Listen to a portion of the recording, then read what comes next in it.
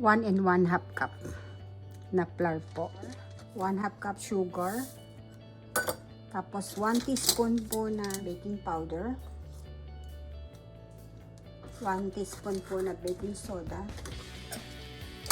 1/4 teaspoon po na salt. Uulitin po natin. 1 cup, 1/2, 1 teaspoon baking powder, 1 teaspoon baking soda, and salt, 1/4 teaspoon, 1/2 cup sugar.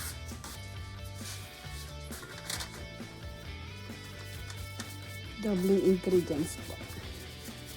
Lahat, dodoblihin po natin.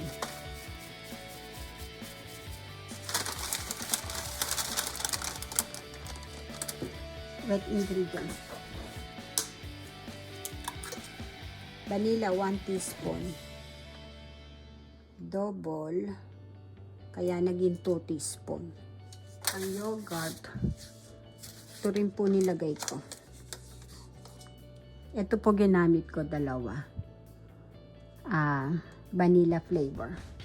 Tapos ang butter, 1/2 cup. Dodoblehin ko po. Ayan. Kaya naging 2. Lagay ko na po yung flour.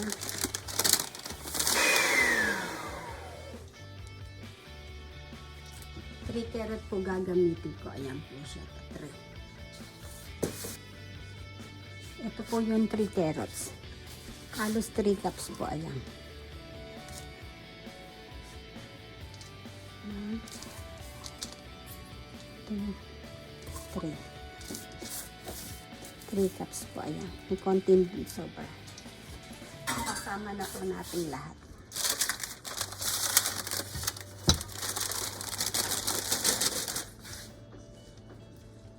Lalagyan po natin ng raisin. Ang ginamit ko nga po pala ito, pang pizza. Bread flour or pizza flour.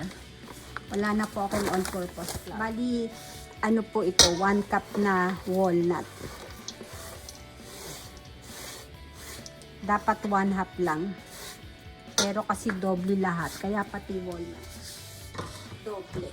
Ano po ang ilalagay kong chocolate? Ayan. Swiss chocolate. I-preheat ko na po ang oven.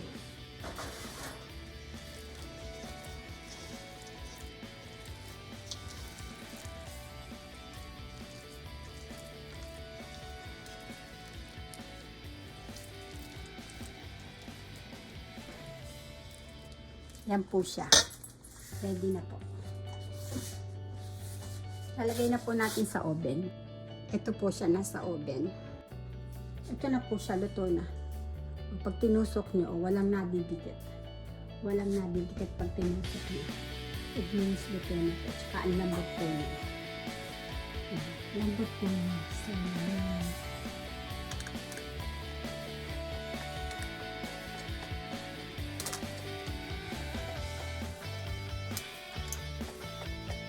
Super lambot. Ayan po. Ang lambot. Ang init pa lang. Yan na po.